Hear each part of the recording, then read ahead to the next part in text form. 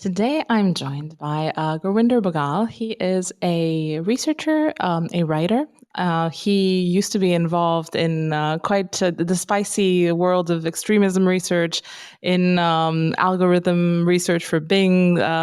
Absolutely interesting thinker across tech, across human psychology. And if you've ever encountered his writing on the internet, which I'm pretty sure you probably have because he's quite a popular writer and for good reason. You have also been impressed, like I have been, by the incisiveness, the broadness of his interest, and how he manages to bring insights that are fairly complex into understandable language. So welcome, Gurwinder. Pleasure to be here, Alex. Thank you. I'm glad to have you on. Like I said, I've been following your work for a while. You have been kind enough to forward me an essay that's not out yet, and I think by the time this comes out on Substack, it's also not going to be out yet because I hope to release this next week.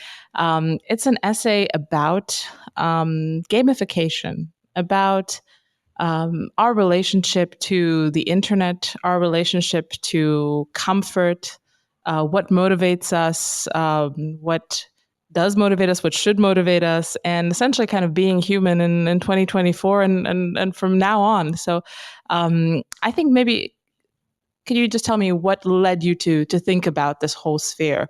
What struck you as interesting about gamification? So I was working in tech sort of around 2010.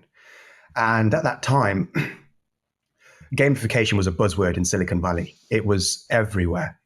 Everybody was talking about, oh, how can we gamify this? How can we gamify that?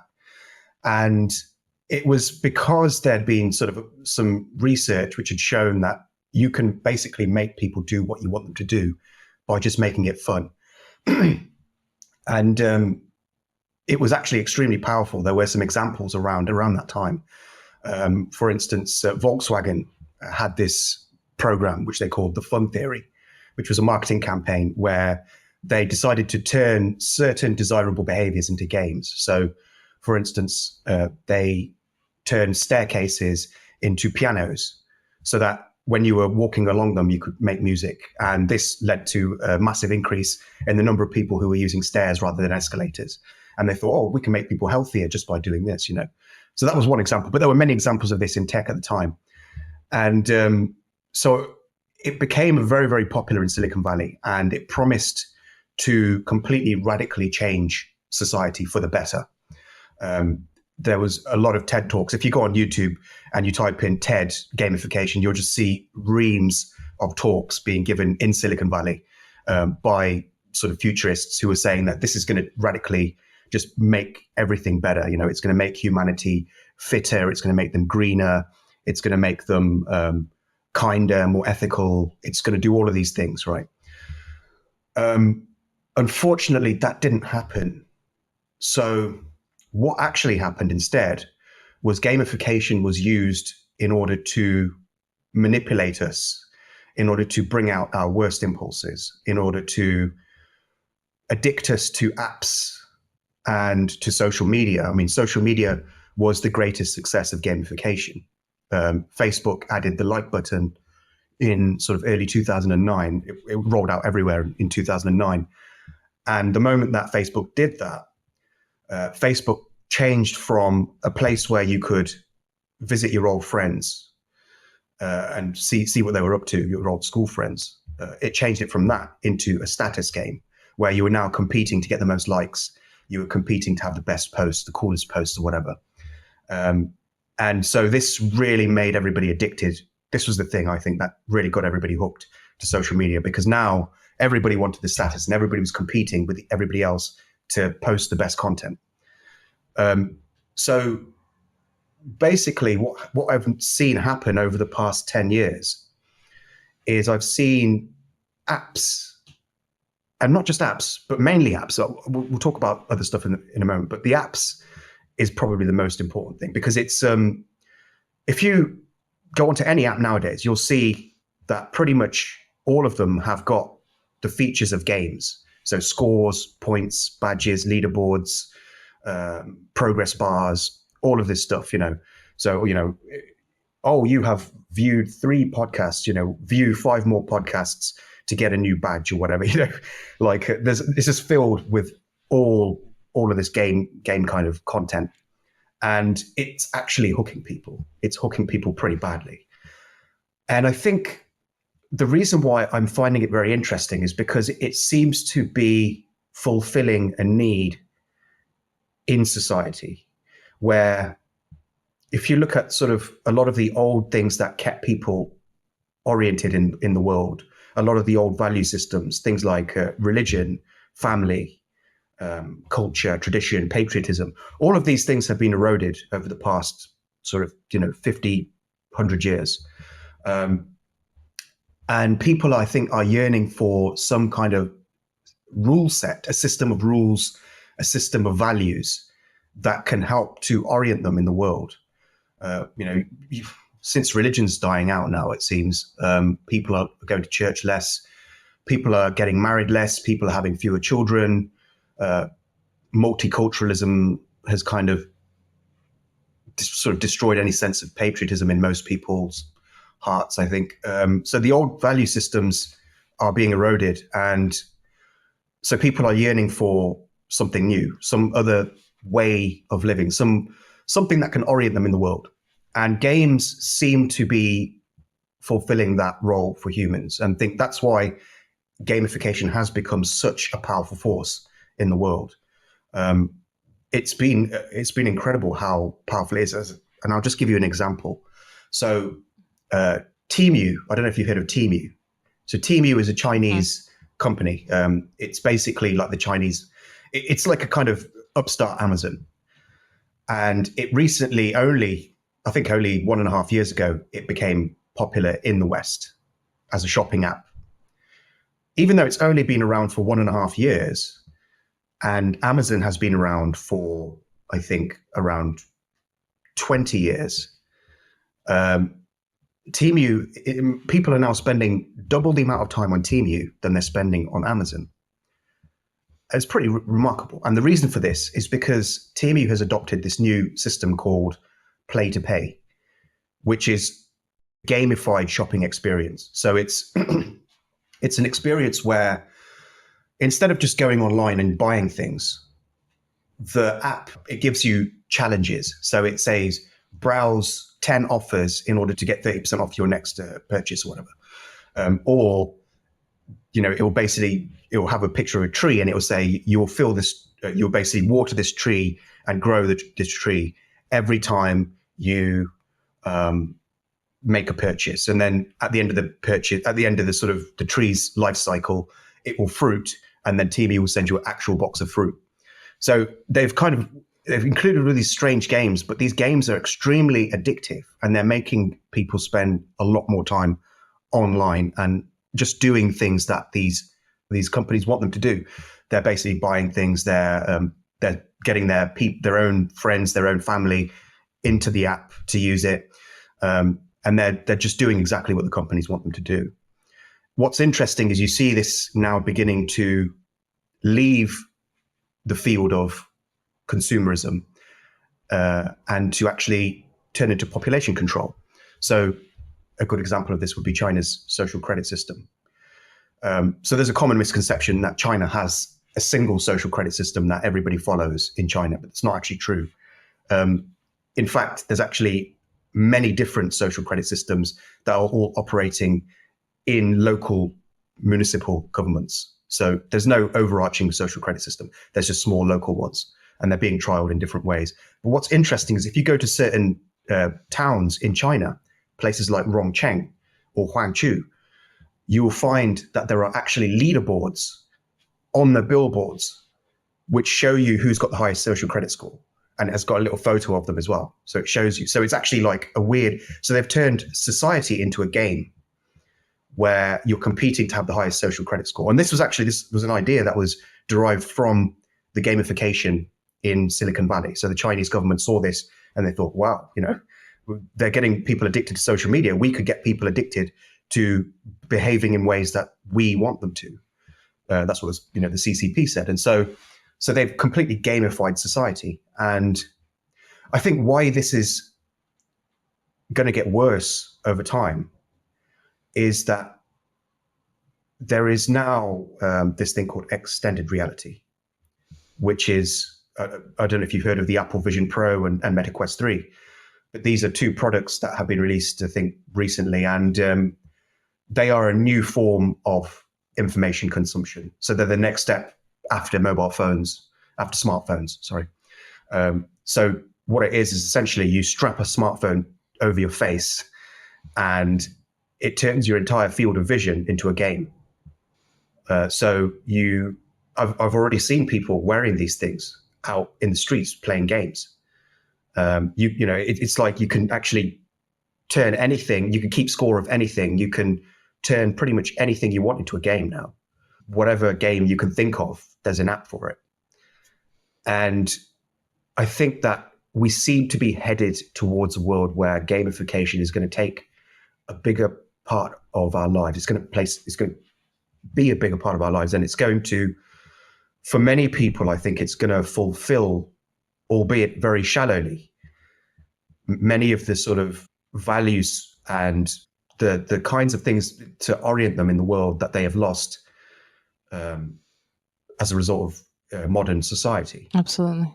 It's going to replace the old value systems. And so I do think that this is something that we need to be aware of. I think people need to be aware of the ways in which companies and governments use gamification to manipulate the population, to keep them sedated, to keep them from questioning, to keep them from striving to actually better themselves, and also keeping them from lasting happiness as well. Because, the things that actually do bring people lasting happiness, according to studies and according to robust research, this is, systematic reviews, meta-analyses, they show that in order to actually have a fulfilling life, you need to engage in long-term goals. So you need to, things like having a family, for instance, things like doing things because you want to do them, not because you're chasing some score or some point system. Having long-term goals, those are the things that are fulfilling in life. But what games do is they give you these short-term goals, these extremely short-term goals, which have tight feedback loops. And that's why they're so addictive, because they're constantly giving you feedback. But this also means that although you might temporarily have a bit of happiness, a bit of mild transient happiness, you're not going to fulfill those long-term goals that will actually bring you lasting contentment in your life. So this is bad for people in many, many different ways. It's good for the companies, it's good for the governments, because it allows them to shape your behavior in ways that they want to. But it's bad for the individual, and it's bad for society because, again, what worries me is seeing what's happening in South Korea. So South Korea has the lowest birth rates in the world. And I think personally that this has a lot to do with the fact that South Korea is also one of the preeminent gaming cultures. Per capita, I think it has more gamers than anywhere else on the planet. And it has a culture that is built around gaming. So they have these cafes in South Korea where it's like a big social activity, So in the UK, you have pubs where people go to drink and stuff. But in South Korea, the main social activity are these bang cafes where they go there and they just kind of play games. They play multiplayer games online or whatever. So it's a very big thing in South Korea. And I think these two things are related, that people are being lost in these games and it's fulfilling their sort of need in the short term. And that prevents them from actually having that level of discomfort in the long term that requires them to go out there and better themselves and to find a family or whatever, and to improve their lives, basically. I think we all need a sense of discomfort. The thing with games is that they constantly giving you these signals that make you feel good about yourself. They constantly make you feel like you're achieving things in life, even if you're not. You could be sitting for your entire life in your living room, playing on your PlayStation or Xbox. You could be doing that your entire life, right? And you'd get a sense of accomplishment. You get a sense that you're actually achieving things because you're fooling your brain into thinking you're achieving things, even though you have never left your living room. So it's scary how much these things can completely delude us into chasing red herring goals, into chasing goals that we think are good for us, but which are not. Yeah. I think it's really fascinating how you draw on kind of the work of B.F. Skinner, kind of the behaviorist idea that these games have certain characteristics that are constant, and these are obvious for people working in tech because they have to build these into the system. But you kind of have immediate rewards; they have to be intermittent reinforcement. They have to be systematic and have a pattern, and you can kind of have the mechanism take over as the reward itself. Like a slot machine, the act of pulling the lever becomes the reward in the end. But I also think it's interesting.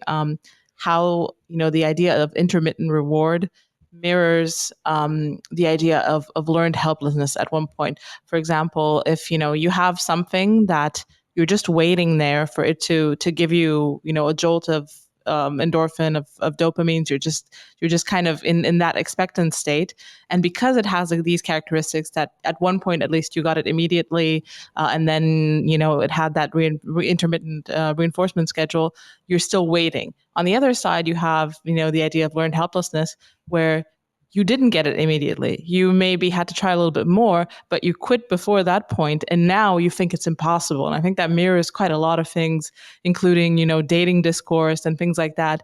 Obviously, I'm sure there are a lot of people who, for the life of them, cannot get a date whatever they try. But I also think there's quite a huge chunk of the population that are kind of stuck in the fact that, okay, dating and relationships between humans require a lot of practice. They require social skills that are painful to gain.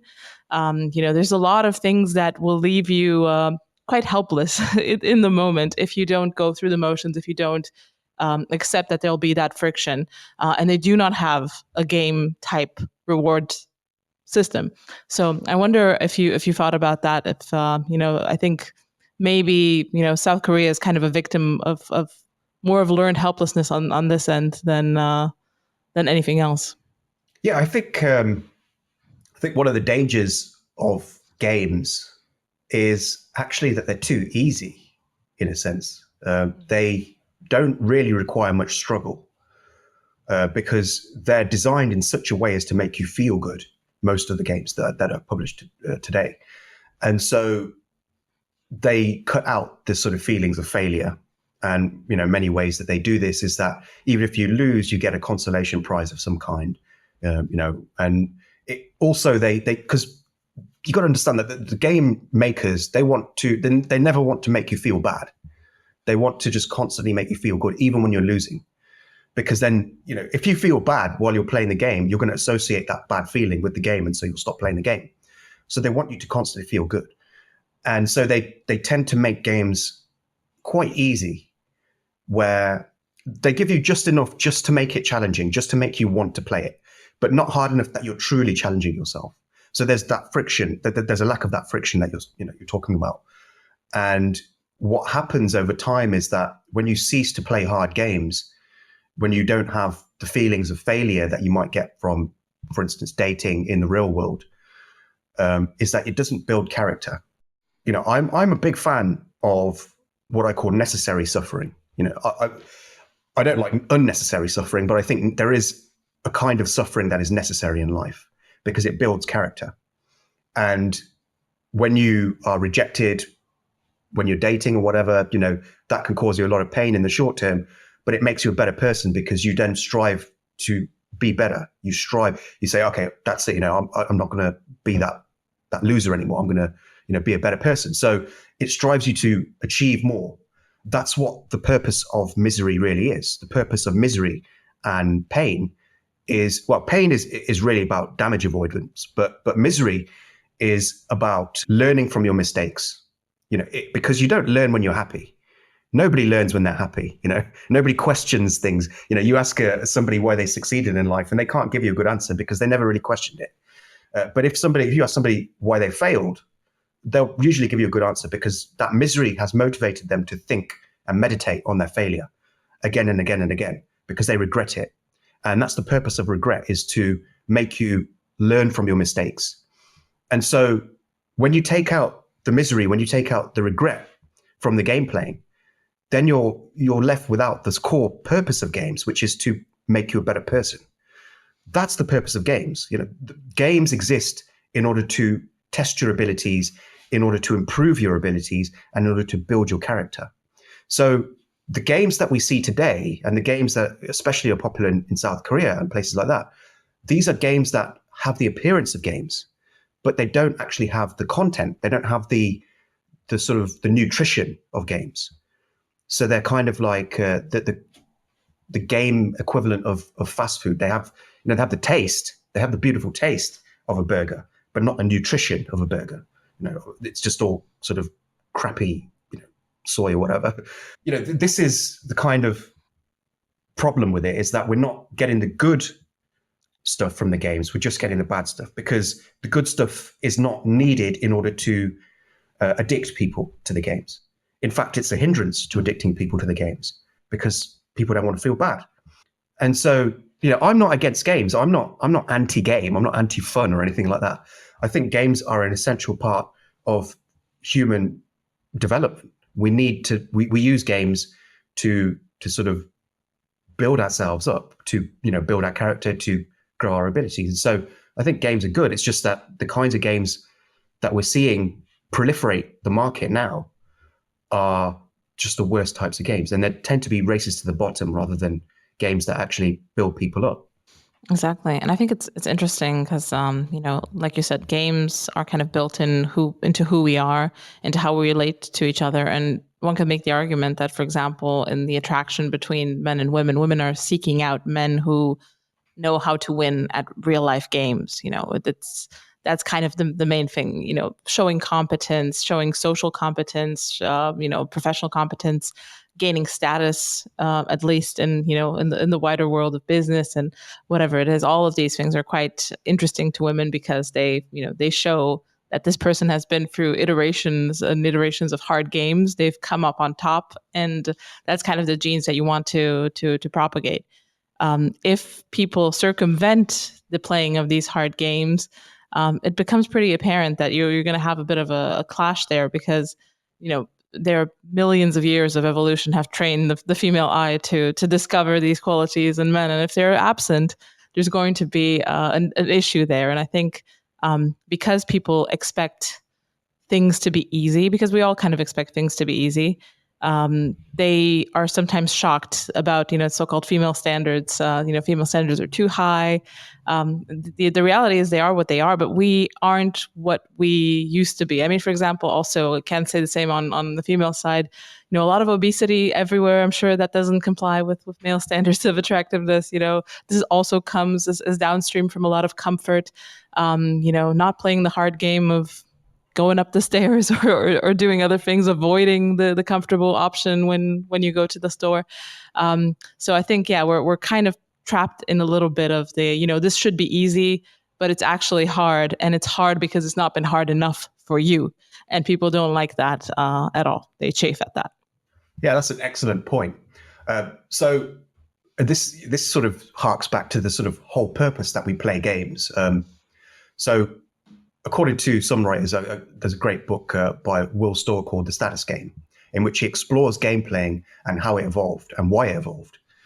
And he concludes, based on some pretty good arguments, that games essentially evolved as a way to organize societies into hierarchies of competence.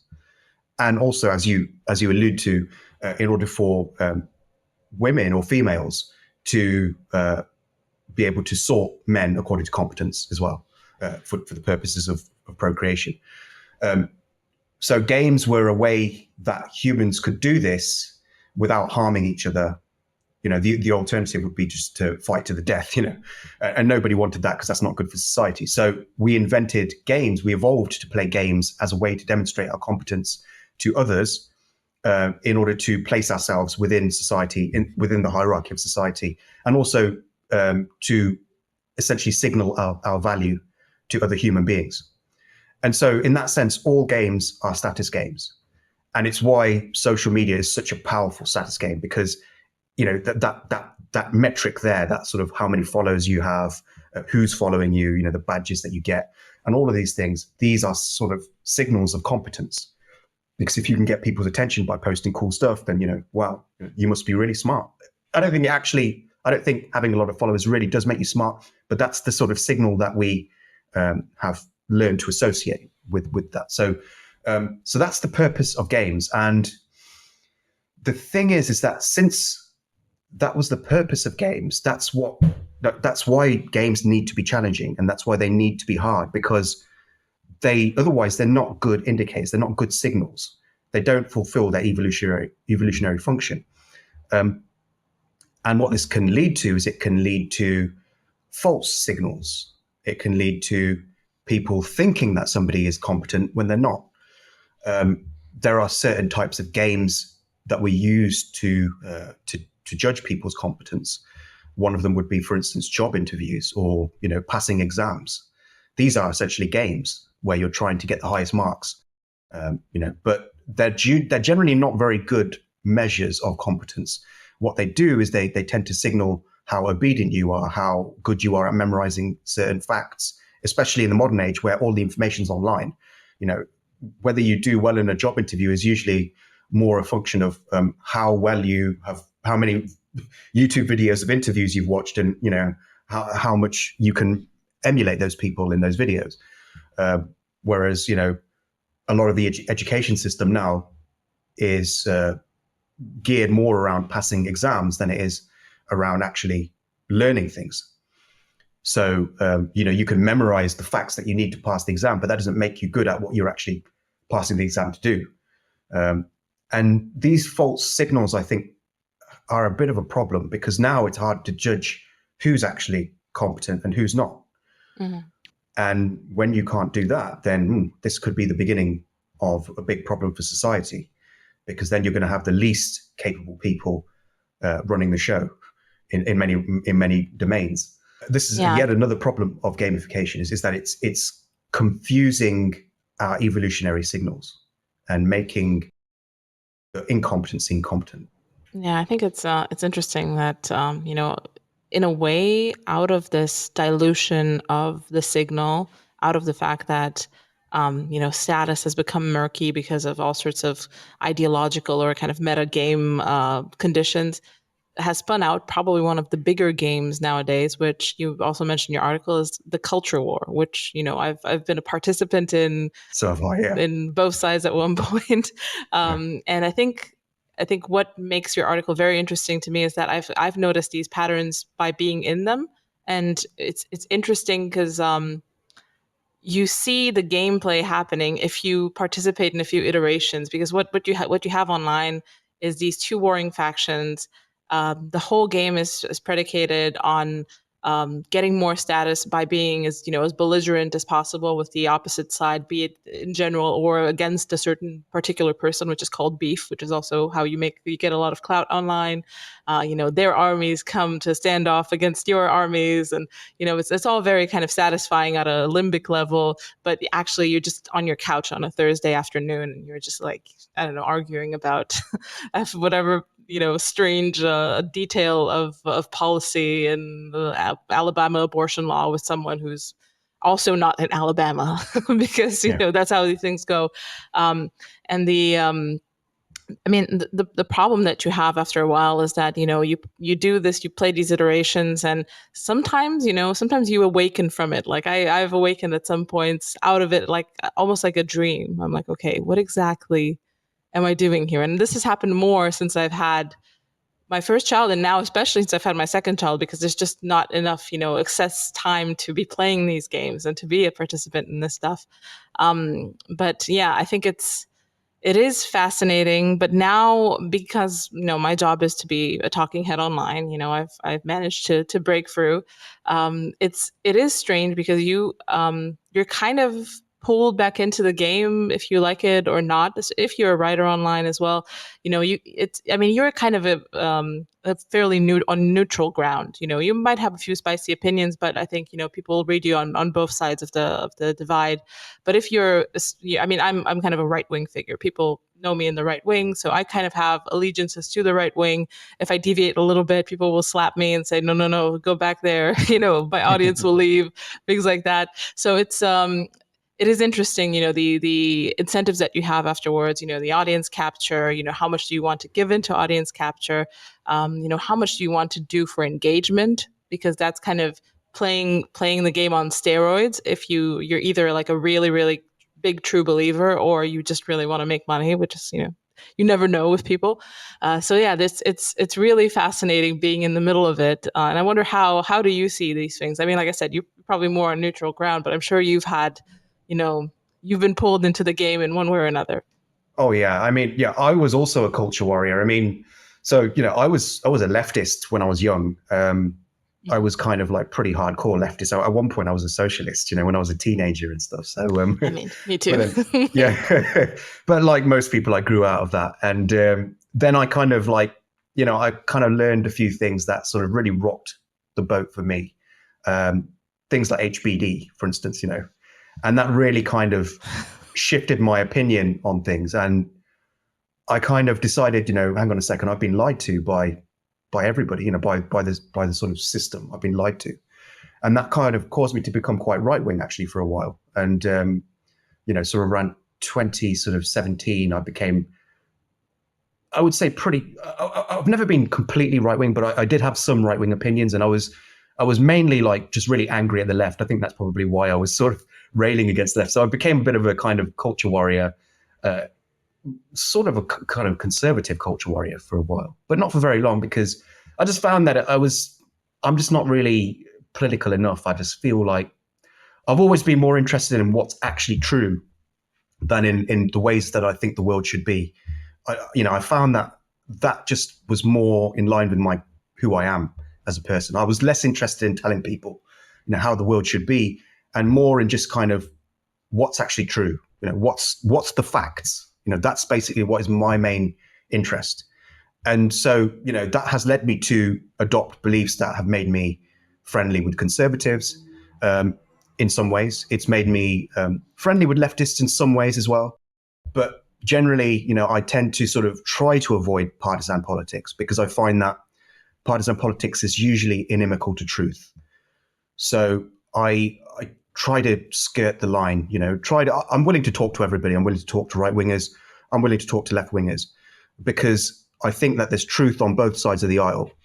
But that, obviously there's also a lot of falsehoods on both sides of the aisle as well. And so I tend to just try to be as apolitical as possible. But like you, I was once a culture warrior, and I found myself not, I was dunking on people. I was playing the game. I would dunk on, critical race theorists and all that kind of stuff, and, the gender stuff and all that.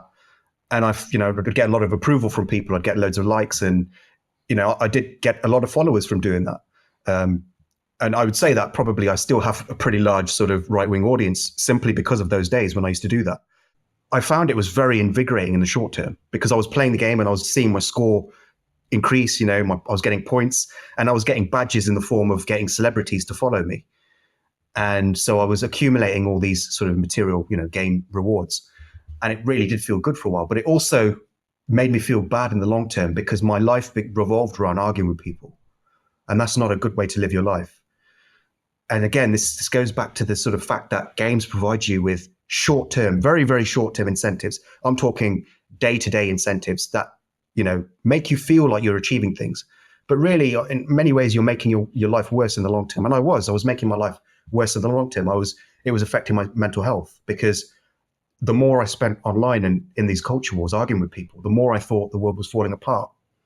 The more I began to really get angry and just think, everything's just going to crap, basically. And I see this on the right with a lot of people. I see a lot of pessimism on the right.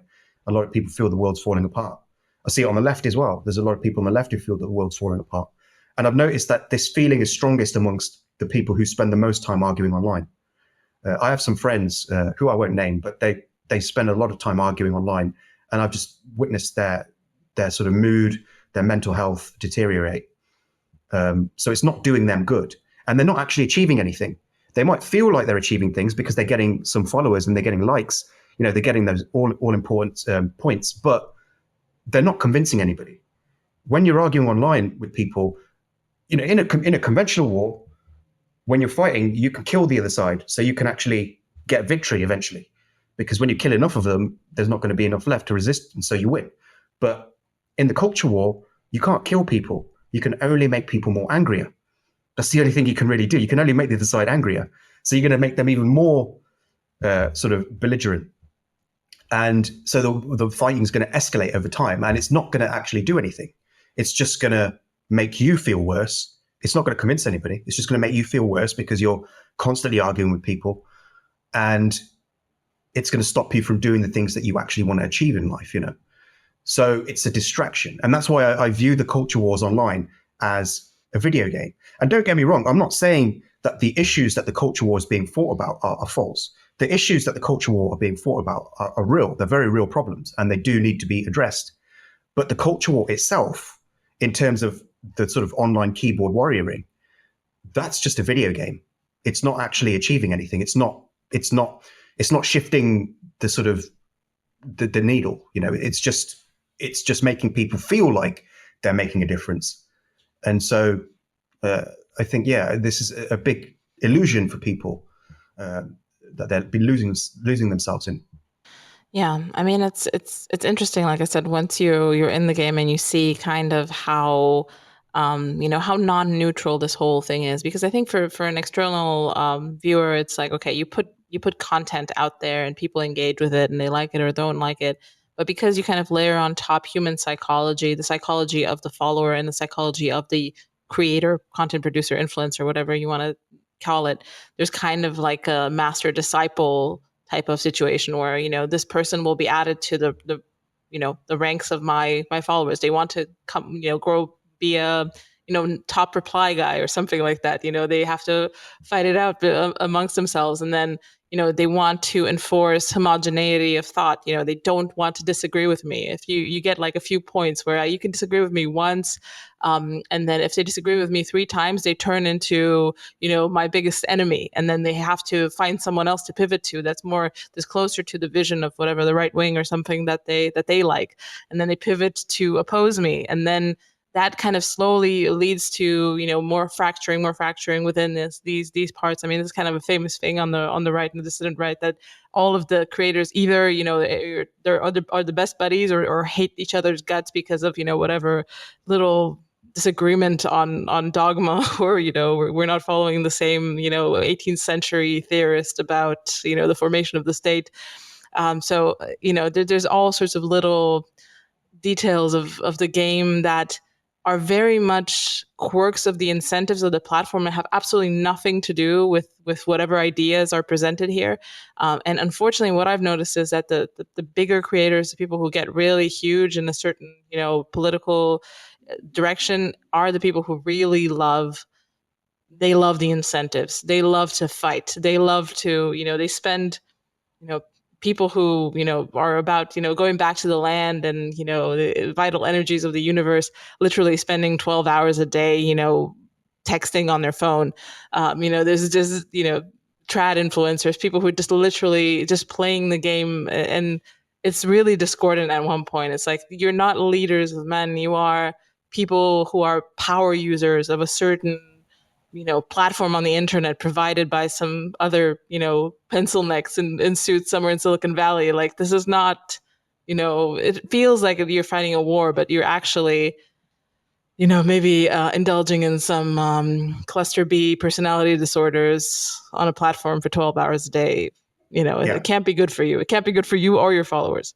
Yeah, I mean, I view sort of a lot of this influencing as role play. I kind of draw a parallel between social media and sort of RPGs. So, RPGs like Dungeons and Dragons, World of Warcraft, Baldur's Gate, Skyrim, these are very popular games. And how these games begin is you usually create an identity. So you may be like an elf wizard with skills in lockpicking and archery or something. That's basically how you begin the game, and then you create your character, you create your likeness and all that sort of stuff. And social media is very similar in that you create your profile page, you fill out all these attribute fields, So you might be, dog mom, Black Lives Matter, ADHD, rainbow flag, ADHD, mental disorders, autism, and then you list your mental disorders as though they're achievements. So you create this identity of yours, and then the purpose of the game is to maximize the status of that identity that you've created. But it's just an identity; it's not actually the person. It's a fiction. It's a fictional character. I see this with a lot of these influencers online, in that you don't really know who they are in real life. You have absolutely no idea. But they will go out there and they will present this certain vision of who they are. And then they will try to fulfill the sort of expectations that the audience has of this identity. You see this particularly, it's quite funny. You see it in the sort of red pill world, with a lot of like these kind of sort of pro masculinity influencers. Like they'll never show anything about their lives in the real world. So you have no idea whether the signals they're giving are genuine or not. Because they're completely anonymous, but they're telling you about, this is what you need to do in order to be a man. This is what you need to do in order to get a woman, get a worthy woman or whatever.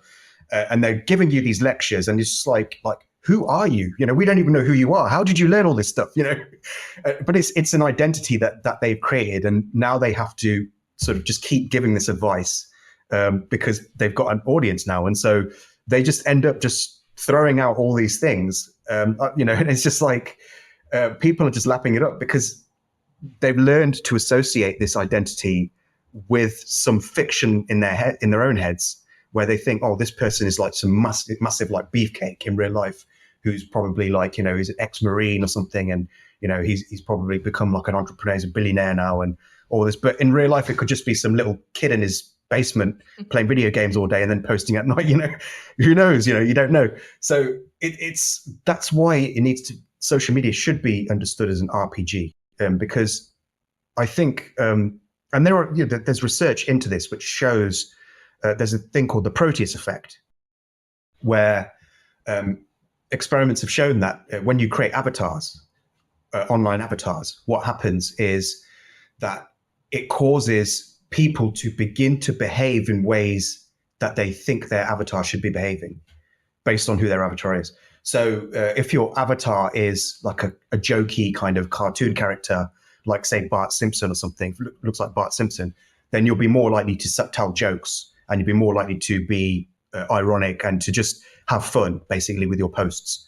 Whereas if your avatar is like some sharp suited sort of character, like from Mad Men or something, a very serious, somber-looking person, you'll actually be more serious. Because, and this is actually not just one study. This is there's a massive literature behind this, and it encompasses many different studies, and it shows that people develop their personalities in response to expectations that they think other people have of them. So what happens is that if you get a certain type of audience, then you will begin to imagine what that audience expects of you, and you will begin to tailor your own personality in accord with that expectation. So this happens to all of us, and this is the basis of audience capture. And it's something I'm very conscious of because I don't want to be audience captured. For me, that would be anathemical to anything I'm trying to do. So antithetical, sorry, not anathemical, antithetical. So I'm very wary of pigeonholing myself, trapping myself into a certain sort of niche where I can't escape from it, because my audience just thinks that that's me. And if I deviate from it, then I'm not going to be me anymore. And so they'll stop following me or whatever, I don't want to ever be trapped in one of those niches. And the problem with this RPG that is social media is that it reinforces people, traps people into these niches, forces you to become this imaginary figure, this caricature, because that's the only way that you can maintain your reputation or grow your reputation. So it's a dangerous game. This is not a game that has no stakes. It has very high stakes. The stakes are nothing less than your identity, than your personality. And I've seen it ruin people. I've seen this social media game ruin people because they develop such a big audience. They become intoxicated by all the likes and retweets and followers that they begin to lose who they actually are, and their online persona becomes more important than their offline persona. And there's actually something that's actually terrifying. I don't know if you've ever heard of Instagram face. Yeah, I have. It's Terrifying. So everywhere. It's even on the yeah, street. yeah. So just for your audience, I'll just explain it briefly. So Instagram face is this sort of strange look that is becoming a lot more common on Instagram now, where women have these sort of exaggerated cheekbones. They look kind of ethnic. They have like this kind of pretty big lips, sort of high cheekbones, and just look. They don't quite look human, but they kind of look like an exaggerated ideal of what a beautiful person should look like. But it's so exaggerated that it doesn't look human anymore. And what's scary is that there are actually women in the real world who are getting plastic surgery to look like this because it looks good on Instagram. It doesn't look good in the real world. It actually looks pretty ugly in the real world. If somebody looks at it in the real world in three dimensions, it looks uncanny. It doesn't look human, but it looks pretty good in photos. And so you actually have women in the real world who are getting plastic surgery to look good purely for the online world. And that's how powerful this is that it actually, people's they prioritize their online identities over their real identities. Even their physical appearance, they will permanently alter their appearance so that it conforms to online expectations rather than offline ones. Yeah, you know what's interesting? I've actually talked to someone here in Romania where there's quite a bit like things are trending very fast into the plastic surgery direction, and they were telling me how important it is for like dating in a certain social stratum, like people who are like upper middle class to rich, how important how much clout the other person has on Instagram is. Like it really is a deciding criterion. Okay, do other men think that my girlfriend is pretty by how many followers she has on Instagram? And that is that's the kind of girl I want. I want the Instagram model type. And obviously that's Instagram face is the price you pay for Instagram model success, and then it actually does translate into success in the real world because these this type of social stratum of men want this kind of decorative type woman who is seen as a luxury object by other men by the fact that they're following her on Instagram or whatever, that she's desirable through that mechanism. So it's quite, very dystopian. Yeah. Yeah. It just shows the degree to which these online games can replace real world value systems.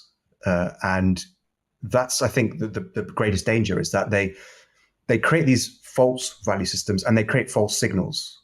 And esteem is essentially tied to games. It's like how good are you at playing games? That's basically the basis of respect in society. It's the basis of esteem now, and people are so eager for this respect that they will even become something that they wouldn't otherwise want to be. They would seek things that they otherwise wouldn't want simply because of the appearance that it gives. I think it's a very dangerous path that people are headed down, but I think drawing attention to it may help now before it's too late, before people are irrevocably down this path. Yeah, I think the interesting part in your essay, I mean, it's all interesting, but kind of the conclusion part is, you're not really saying that people should stop playing games. You mentioned that games are inevitable, and that kind of the only hope to go through this system is to wake up a little bit to the nature of the Yeah. games and then pick better. Yeah. Just look at what makes a game healthy, and you have a few ideas of what one can do to navigate this, to come on the other side, having played a good game that leads to good outcomes. Yeah, I think games can't be avoided now because everything is turning into a game. And I say that the actual process of gamification is itself gamified because corporations are basically locked in a game to get the most profits, to get the biggest name, the biggest brand. And the way to get that is to basically gamify apps because those get people addicted. And when people are addicted, they become loyal customers and they will give you consistent revenue. And so any company that does not play the game of gamification, that does not choose to gamify its products, is going to be at a significant disadvantage to the corporations that do. And therefore, every corporation has to do it now. every corporation has to gamify their products. So for that reason, and for the reasons that I've also outlined before, which is that with the old value systems dying out, new value systems, people are seeking new value systems, and they will find them, the easiest ones, the most visible ones, in the form of playing games and reaching high scores. So when you couple these things together, I am confident that pretty much anything that can be gamified will be gamified. And we're already seeing it now. It's beginning with the sort of apps, but it could spread to other parts of society, as we've seen with the social credit system. And so I think games are going to be an irrevocable part of life. And you can't not play games and still be a functioning member of society. So, I don't think games are a bad thing inherently. I think games can be not just a good thing, but an essential thing, because they are, like I said, they evolved in order to create hierarchies of competence. And so the key now is to find out which games do you actually want to play? Which games do you want to signal your status in and your competence in? And which games do you want to develop your skills in? Those are the things that you need to be asking yourselves. And, there are some tried and tested games that you can play that are going to sort of bring you lasting happiness. And I mean, if you choose, I mean, we can only vaguely define something like raising a family as a game. It's not really a game, but it kind of has game elements to it. But it's a goal-oriented sort of activity in which you're trying to raise the perfect child or whatever, and you can kind of maximize that according to certain there's strategies, that you can employ and all that kind of stuff. So it has elements of games, and it's a long-term game. It's a game that's going to bring you lasting happiness. It's not like these short-term games which will bring you a brief sort of dopamine spikes and endorphin spikes in the short term, but which will leave you with a barren future, with nothing to your name at the end of it, and no lasting contentment. So play long-term games is what I would say. But you've got to choose the right long-term goals as well. Like, what are you actually playing towards? What's the long-term goal here? And I think when you do that, then games they cease to become a danger, because now you know what you're doing in life. I think the biggest danger and the biggest vulnerability of people is when they don't actually know what they want, when they don't have their goals. And that's why people are so susceptible right now, because, like I said, with the old traditions dying out, people are left sort of in this kind of limbo where they don't know what they're trying to achieve in life. They don't know why they're on this earth. They don't know what the meaning of life is.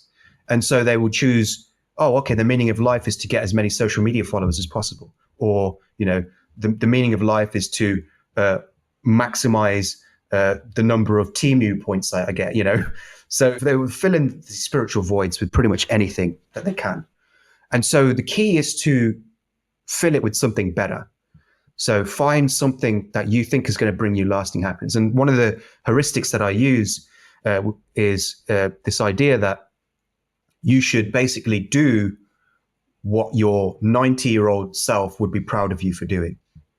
I think that that's a good heuristic to do because it helps you to really consider this whole span of your life rather than just the immediate moment. I think that the danger of humans, especially in this world of instant gratification, is being imprisoned within the present moment.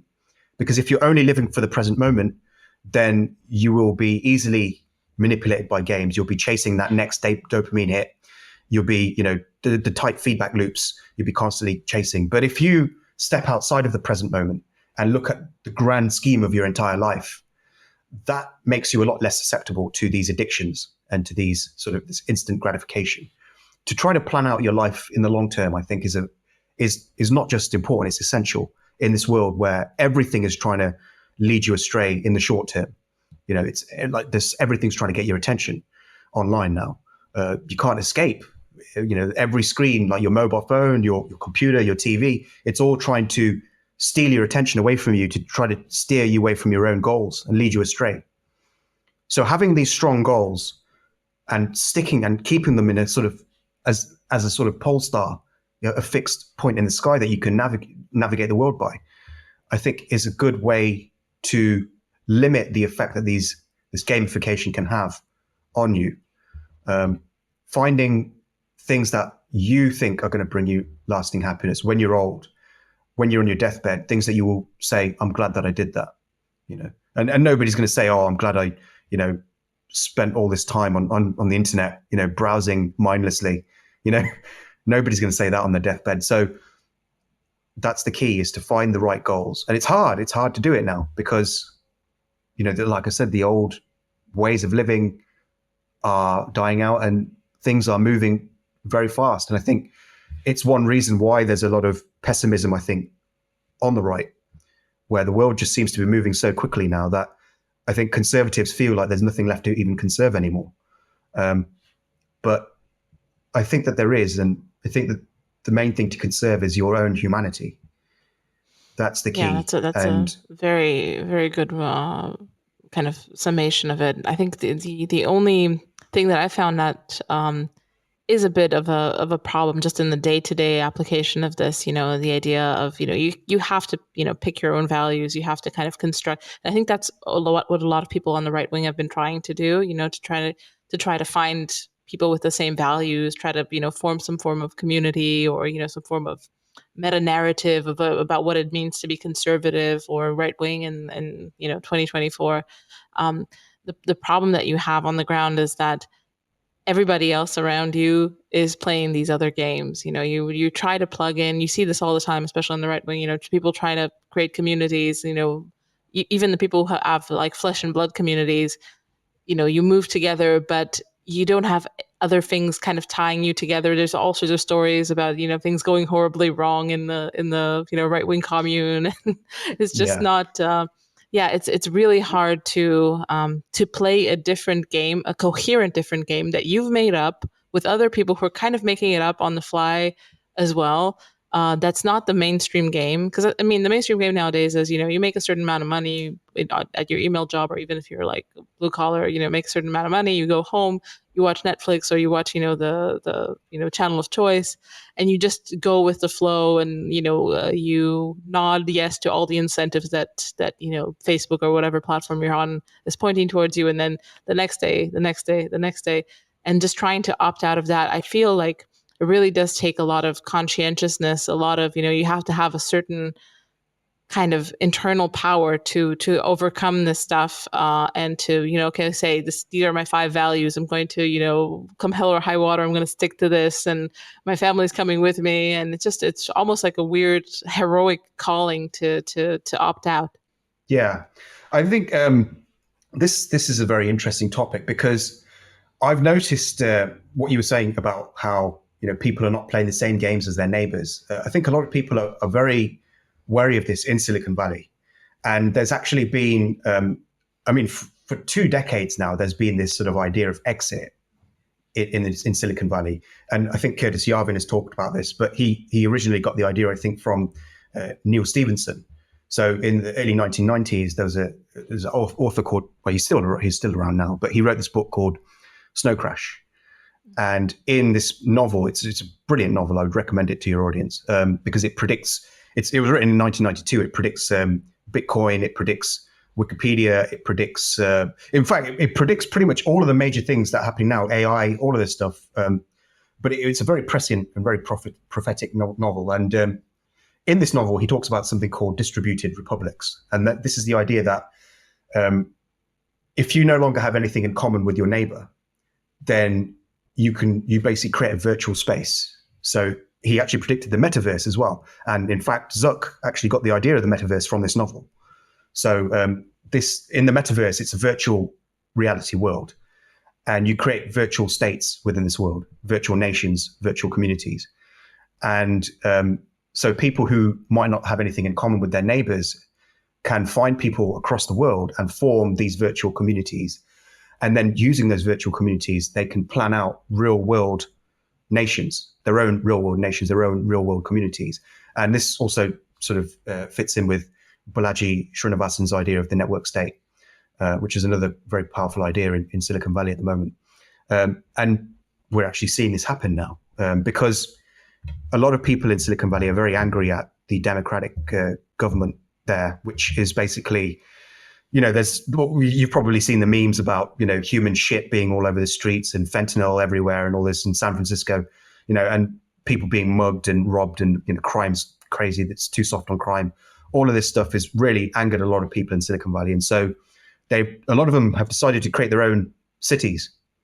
And this is actually in the early stages is actually happening pretty much in many places now. The Collison brothers, for instance, who own Stripe, the payment processor, they have plans now. They've bought a massive plot of land in California where they're going to create their own community, and this is going to be a community that's invitation only. So, in order to actually be part of this community, you have to pass their vetting system. And the whole idea behind the community is to create like-minded people who are playing the same game. So it's all going to be about trying to sort of create common cause, create a unity society, and that's the goal. And that's one. And then there's a few islands that have been bought in the sort of off the coast of the US. I think in sort of near around Cuban area and sort of that area. There's a few islands there that have been bought. And there are now startup communities there where a lot of people are moving out of Silicon Valley, and they're moving there to create this idea, to basically manifest this idea of exit, of creating your own nation, your own mini nation, your own culture, in which you can control who comes in, who comes out, how it's run, all of these things. And I think that could be the future. I think because the network now is becoming so much more important than the real world in terms of its ability to foster relations between people, I think that the next step is going to be for people to form, for these virtual communities to actually become real world communities where people will gradually, obviously things like, telecommuting is becoming a much bigger thing now. People are not tied to their offices, their physical locations. They're not, you can move wherever you want. You can have a living wherever you want now because of the internet. And so people can choose to up sticks and just go wherever they want. And when everybody can do that, you will see people gradually congregate in terms of their cultural closeness, rather than their sort of geographical closeness. So people will form nations around their cultural closeness. So I do think that this could happen. This is predicted in Neil Stephenson's novel. It seems to be, it may be a long time before this happens, but I think that the incentives point in this direction. And history shows us that if you follow the incentives, you can usually make good predictions about what people are going to do. So because the incentives go like this, I think that this may be the way that people will be able to have their own states. And I think, people who are on the right can form states with other right-wingers. People who are on the left can form states with other left-wingers. It's going to probably become an ideologically sorted world where everybody will self-sort by ideology eventually, as moving becomes much easier, as moving location becomes easier, as the sort of geographical boundaries become easier to cross.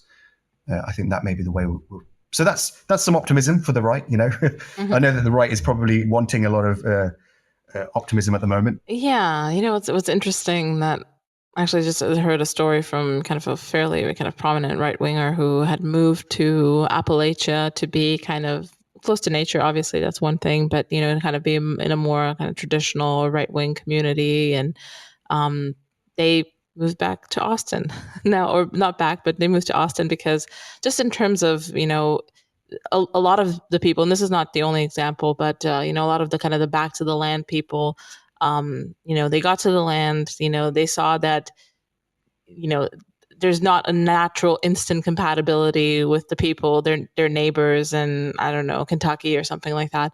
And, they were like, okay, actually we are, disenfranchised liberals or people who are at least have kind of a liberal temperament or more suited to living in unfortunately these decaying liberal metropolises, and they've moved back, or they haven't found their final place, and it feels interesting. There's also another article recently, I think, why I'm not a white nationalist anymore, about someone who used to be very prominent in the alt-right of 2016, 2017. And then they kind of tell their story that they also had moved to, out in the sticks. And then they were like, wait a minute, these church-going ladies are not interested in, a quirky intellectual type who's, had a lot of life experience. They just want a brawny guy who, is also actually religious and things like that.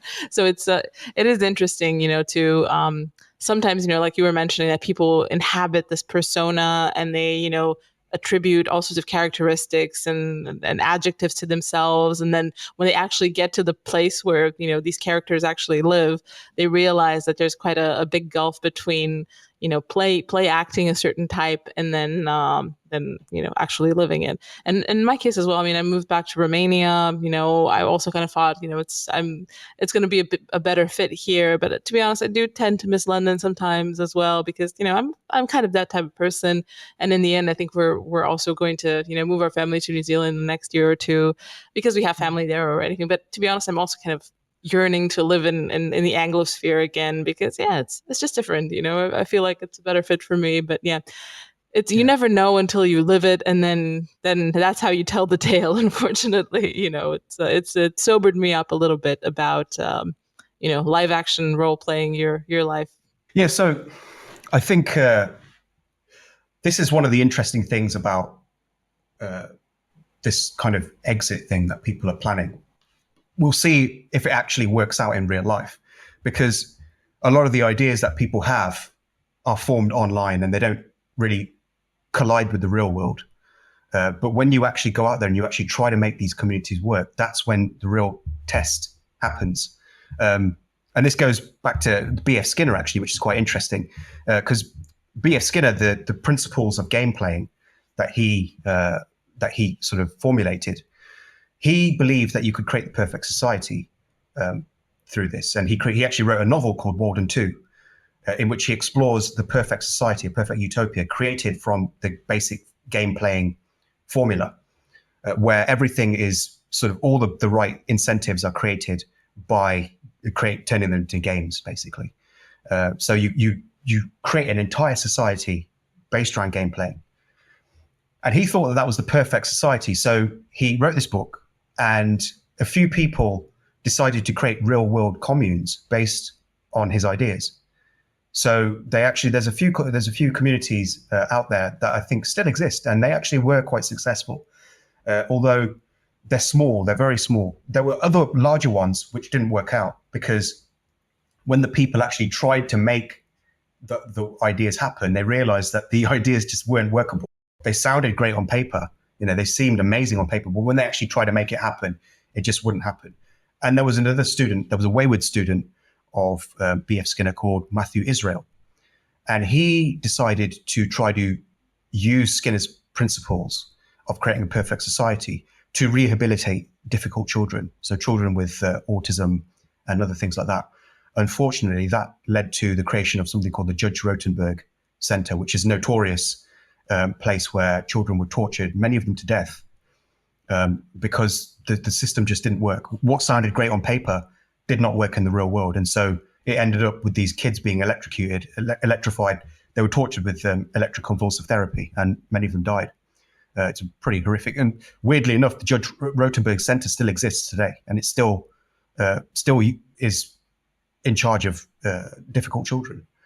But it shows that what works on paper necessarily won't work in the real world. And so I think one of the good things is that a lot of these ideologies that people have on both the right and on the left will finally have to actually confront reality. If they finally have to put their money where their mouth is and actually see if the nations that they've dreamed of and the cultures that they've dreamed of can actually work in the real world. So on the left, it'll be interesting to see all these people talking about, these socialist systems. Will they actually function? If they can, if all the socialists in the world came together to create a state, what would happen? And I mean, we've seen it before. We've seen it in the 20th century, but they haven't. They think it wasn't real socialism. It wasn't real communism. We will do it real. We will do it properly. So it'll be interesting if this happens, where the world becomes ideologically sorted, where everybody forms their own culture. what would actually happen? Like maybe it will teach these people that finally that, the communist world just doesn't work. It doesn't, a communist society is just, it is always going to sort of lead to poverty because of the ways in which it's set up. And interestingly, we could see it on the right as well. Maybe, there's a lot of dreaming about a completely white country, where it's only white people. Well, let's see how that plays out. Let's see how that plays out in the real world. I know that there have been communes where there have only been white people, and they haven't worked out very well because, as you said, these people have false ideas of what that would actually mean. And there's a tendency on the right to sort of nostalgify what the past was, where they sort of tend to idealize the past in ways, like, for instance, there's this one sort of kind of like trad woman online who I won't name, but she posts a lot about how the world was perfect back in the day because, you just basically walk around and you just pick fruit off the trees and you could eat fruit off the trees. She doesn't realize back in the day of the Garden of Eden. Yeah. And she doesn't realize that actually all of the fruits that we have today were selectively bred over hundreds of years. Like the original banana, for instance, is repulsive. Like it was tiny. The original banana was a tiny little thing like that. It was hard. It was filled with seeds. It wasn't very sweet. It wasn't even very nutritious. And in order to get this big, massive, voluptuous thing that we have today in their supermarkets, you had to selectively breed it over like hundreds of years, and the same with tomatoes and all these other fruits, so, and also, food didn't just grow. It didn't just naturally grow. You had to fertilize it and you had to engage in sort of large scale farming and irrigation and all this sort of stuff. And that all required a lot more work than people think. So, a lot of these kind of people, I think, they haven't really experienced what it's like to actually go back to nature and to actually live off the land. It sounds great in theory, and I like the idea of living off the land and going right back to a simpler life as well. I find that to be a very alluring idea. But when you actually try to do it, it's a lot more difficult. And so it will be interesting to see if these people's ideas change when they collide with reality. They do. I mean, I know a few because I've kind of been plugged into the space, and I think the people who can afford it have become kind of gentleman farmers. The people who make $200,000 a year because they're L6 engineer at Facebook or something, and then they also have a gentleman farm next to the house. And some people have moved back to places where they can, have an office job or something like that. There are a few cases of super hardcore people who are really, really, convinced that this kind of, subsistence farming, like Varg Vikernes, in the forests of Finland, I think. Yeah. With his huge family. Rock guy, heavy metal rock guy, exactly. Heavy metal guy. Yeah. He's really, he's very much bought into the whole thing, and he seems to be doing decently from his Facebook or from his feed. But at least a lot of the people that I know, have kind of half and half, one foot in one world and one foot in the other. And the successful cases are people earning an income some other way, and then they have a vegetable garden next to the house, and then they explain how you do whatever hydroponics and stuff like that to increase the yield and things like that. But yeah, the commitment to 16th century subsistence farming is low, even in the the trad community. Yeah. Well, I'd love to continue this a little bit more, but I know we're coming up on time. I promise it's not going to be super long. So I want to ask you the last question, the one that everyone gets, about your recommendation for a subversive thinker in the spirit of the show. If there's someone you think that people maybe have neglected or underestimated, or any sort of thinker that has been influential in your view, but might deserve a little bit more attention, even if they're famous, doesn't matter. It doesn't have to be some obscure weird thinker. Could be anyone. I would say a pretty controversial one, and one that fits in with what we've been talking about, which would be Ted Kaczynski. He's the Unabomber. He's a terrorist. So, I'm not saying that what he did was good in any way. Obviously I completely reject what he did, but the fact remains that he had an IQ of 169 and he was an intelligent man. And many of his fears, which he originally articulated in the 1970s and 80s, are actually becoming true now. So, he's somebody who's definitely should be read. I think even if you disagree with him, his ideas are serious enough and important enough to grapple with. So you can find his work online for free. You know, obviously it's just in the public domain, so you can read. Exactly. Unabomber Manifesto. You're going to end up on a list, but it's worth it. Yeah, yeah, it's worth reading his work. Just his famous manifesto. And if you've read his manifesto, he's also written sort of like a sequel to that as well, which is called, I can't remember exactly what it's called, but it's something like Revolution, Why and How or something. And yeah, so I would definitely recommend that because it's extremely relevant to what's happening in the world right now. It is. I recommend it as well. And you know what's funny? Another person has recommended this on our show before, and he's gotten in a lot of trouble for it because it was. I don't know if you are familiar with Blake Masters. You know, he was the candidate for a Senate seat in Arizona, and they really used that clip to hammer him because, like, what normal man would recommend a Unabomber? But he's right. Yeah. You're right, and people should read the what's it called now? The first one's the Technological Society. Yeah, that's precisely why I'm recommending him, because most people would ordinarily be repelled by him, by the idea, because they've only read about him in the newspapers. And that's precisely why I'm recommending, because it's a difficult choice, because it's controversial. And I think that's what we should do. We should seek out controversial authors because they tend to challenge our thinking more than anybody else. And that's why they're uncomfortable. I think that's an excellent recommendation. And I also recommend people go check out the Substack. It's going to be in the show notes. Thank you. Is there any other place that you'd like people to go to investigate your writing? Just my Substack, which is Gurwinder.blog. And you can find me on Twitter. If you just type in Gurwinder Twitter, my name's quite hard to spell, so just copy and paste the title of this this video. It's probably the easiest thing to do. And that's pretty much it. And I think that should, that probably give you enough of a dose of me without driving you crazy. So, Excellent. Thank you so much. This has been a pleasure.